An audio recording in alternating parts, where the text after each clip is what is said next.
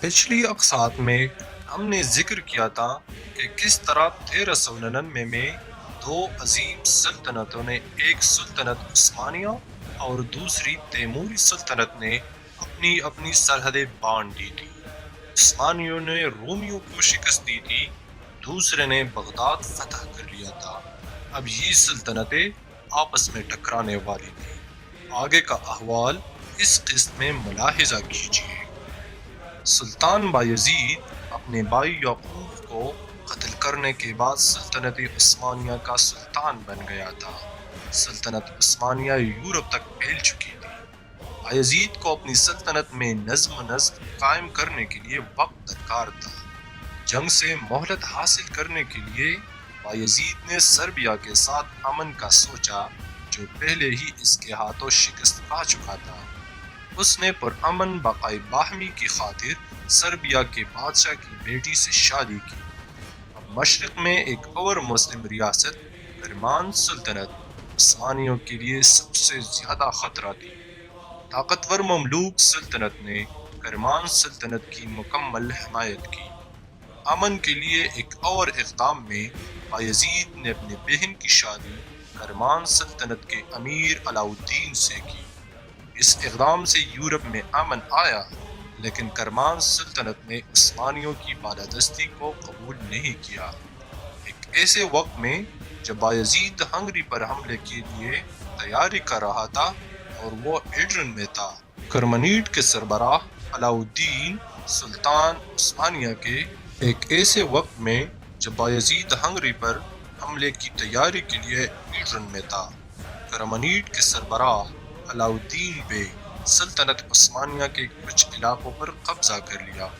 اسی وقت علاء الدین نے کردوں کی اپنی پڑوسی ریاست جرمین پر بھی قبضہ کر لیا۔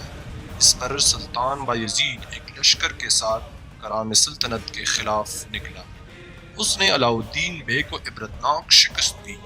علاء الدین نے اس جنگ میں اپنی بیوی کی مدد سے اپنی جان بچائی، جو بایزید کی بہن بھی تھی۔ اس کے باوجود اس کے دونوں بیٹے محمد اور علی کو عثمانیوں نے گرفتار کر لیا۔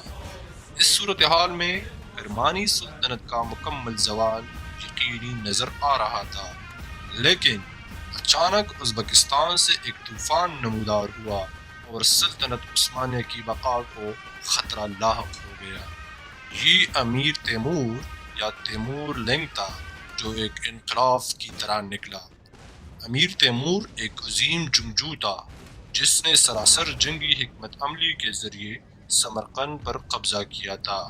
اس نے موجودہ ازبکستان، پاکستان، ہندوستان، افغانستان، ایران، عراق، روس، شام اور ترکی تک زمین پر قبضہ کیا۔ تیمور نے ایک بڑی سلطنت قائم کرنے کے لیے مختلف سائز کی 40 ریاستوں یا ان کے وسیع علاقوں کو فتح کیا۔ تیمور نے ایک عظیم سلطنت بنا کر اپنی جنگی ذہانت کا ثبوت دیا۔ اس نے ایک سفاک حکمران کی شہرت بھی حاصل کی۔ اس نے معصوم لوگوں میں اپنا خوف پیدا کیا اور وہ جہاں بھی گیا انہیں بڑی تعداد میں قتل کیا۔ اس نے پورے شہر کو آگ لگانے میں کوئی شرک نہیں کیا۔ اس نے عورتوں، بچوں اور بوڑھوں کو بھی نہیں بخشا، جنہیں زندہ جلایا گیا، دفن کیا گیا یا سر قلم کیا گیا۔ پھر یہ ظالم حکمران اپنی کوبڑیوں سے مینار کھڑا کرے گا۔ تیمور کو انسانی چربی سے لاشوں کو جلانے کا مزہ آتا تھا۔ دوسروں کے ذہنوں میں اپنا خوف پیدا کرنے کے لیے تیمور نے اپنے ظلم کی خبر پھیلائی۔ اس لیے دوسروں میں خوف پیدا کرنا تیمور کا سب سے مہلک ہتھیار بن گیا۔ وہ چاہتا تھا کہ اس کے دشمن لڑنے کی بجائے اس کے سامنے ہتھیار ڈال دے۔ 1399 تک تیموری سلطنت کی حدود نے سلطنت عثمانیہ کی سرزمین کو چھو لیا۔ عثمانی اور تیموری سلاطین واضح طور پر اپنے تصادم کی توقع کر رہے تھے، چونکہ یہ دونوں حکمران غرور اور زبردست تکبر میں ڈوبے ہوئے تھے۔ ظاہر ہے دونوں سلطانوں کے لیے یہ بات قابل برداشت نہیں تھی کہ ان کے حریفوں کو مخالف کی طرف سے پناہ مل جائے، چنانچہ وہ چپکے سے ایک دوسرے کو سبق سکھانے کی منصوبہ بندی کرنے لگے۔ امیر تیمور نے اپنے قاصدوں کے ذریعے سلطان بایزید کو خط بھیجا۔ اس نے بایزید سے کہا کہ وہ کافروں سے چھینے گئے علاقوں کو اپنے پاس رکھے، لیکن دوسرے کو ان کے متعلقہ سروں پر لٹائے یا خدا کے انتقام کے طور پر اس کا سامنا کرے۔ یہ خط اس وقت کی عالمی سپر پاور کے لیے کھلا خطرہ تھا۔